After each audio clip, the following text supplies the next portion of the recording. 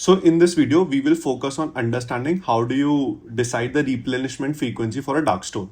And the answer to this question is not that we have to replenish more.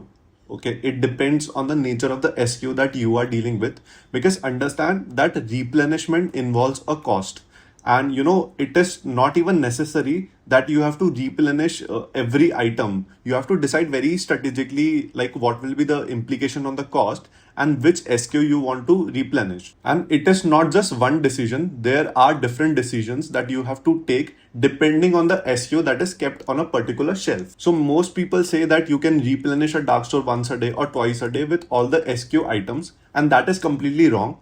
As a category manager, you have to be very strategic about it. Even this kind of question is asked in an interview. You have to understand the implication on the cost. You have to understand the deciding factors for it. And this is what we are going to discuss in this video. So let us first understand what is the costing parameters that are involved whenever you replenish any stock. So first thing that you have to understand that there is a delivery slot, and these delivery slots are limited. So according to these slots, you have to pay the costing like unloading labor. So there is a labor which is involved. Then there is a truck which is there. So, there is petrol associated to that truck. Then there is receiving labor who will receive the items and will stock in different warehouses. And then you have to understand that the shelf space maybe can be utilized to stock some other products in case your decision of, replenishing the SKU goes wrong.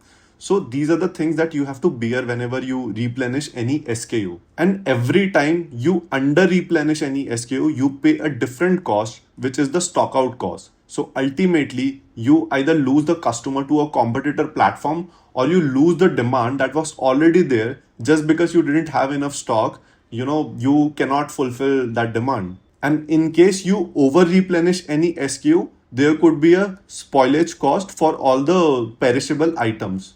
So, you have to be very strategic about the different costing parameters that are involved, and accordingly, you have to decide like when to replenish any particular SKU. So you have to understand that there is no single store frequency level. Rather, it is always decided at an SKU level. So let's understand the framework that you can use, during the interviews.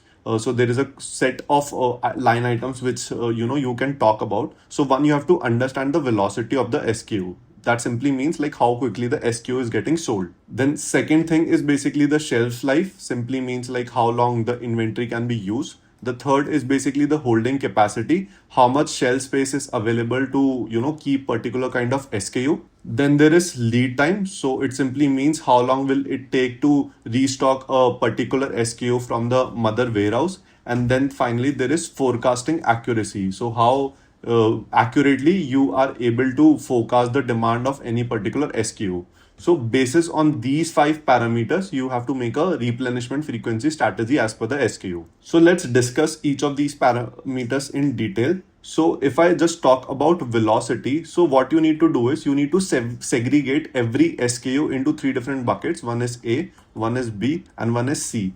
A will typically be your fast moving inventory. C will typically be your slow moving inventory. So these are the items which are getting money for your dark store. These items you might need to even replenish twice or thrice in a day.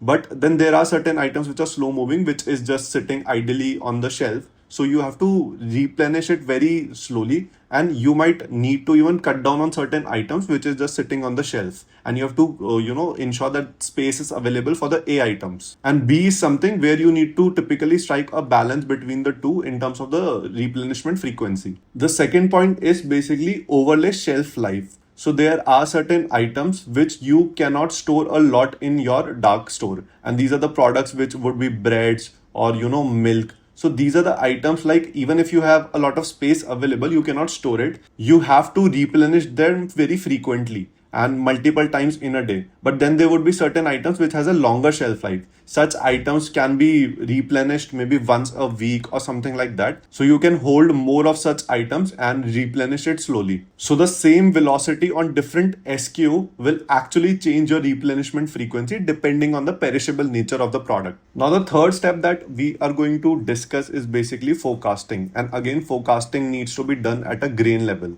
So, you have to look at the product and then you have to determine. So there are two cases. One is the cases where you have to forecast at a intraday level. So you have to understand any weather impact, or, there would be evening peaks, there would be night peaks, or if there is any cricket match which is going on or any other occasion. So according to which you forecast some kind of products.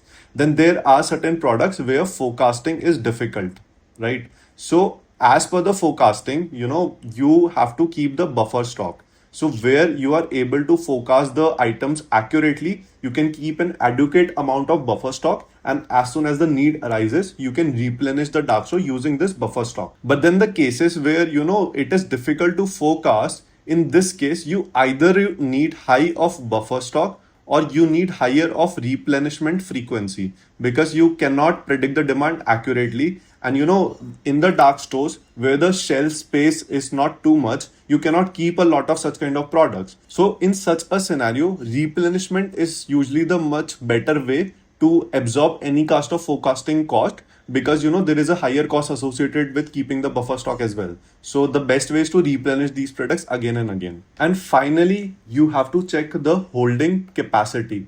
So irrespective of the fact what is the velocity or what is the perishable nature of the product or what is the forecasting, so this ideally decides the minimum and maximum system. So minimum generally denotes the trigger point, which ideally triggers the restocking of that particular SKU. So as soon as a quantity reaches a particular point, the restocking is triggered. And maximum is determined by the capacity of the dark store. So there is a limited shelf space according to which you can keep a specific amount of inventory for different SKUs. So understand that all the SKUs where the capacity is lesser than the demand that you are expecting in a day, in such a case, the decision is automatically done, because you have to replenish such products again and again during the day, even if you are able to forecast the demand accurately. So ultimately, space is setting that cadence for you. It is not the supply, rather the space which is setting that cadence. Now, the next factor that we have to discuss is basically the lead time. So you have to understand the time that it takes from the product to reach from the mother warehouse to the dark store.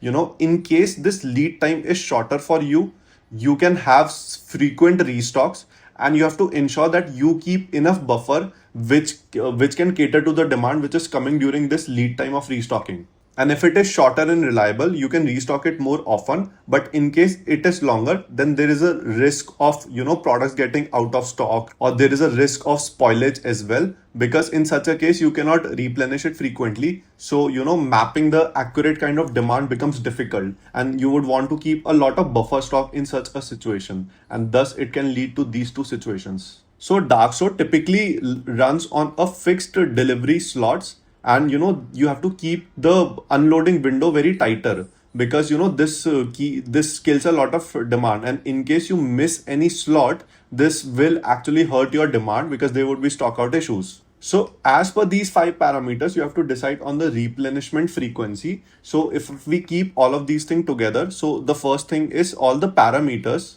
which are fast movers and which are perishables. So these are the things which you have to restock multiple times in a day, that too in small batches. Then second is basically the fast mover, but then the ones which have a longer shelf life. So you can replenish it once or twice in a day, but it is limited mainly by space issues. And then there is slow mover having a perishable nature. So this you might have to replenish once a day. So you have to have a small quantity, frequent replenishment. And if you want, you can even delist such kind of products if it is occupying too much of your shelf space. And the fourth is basically the slow moving, having a longer shelf life. So these are the cases which you have to replenishment maybe once a week or something.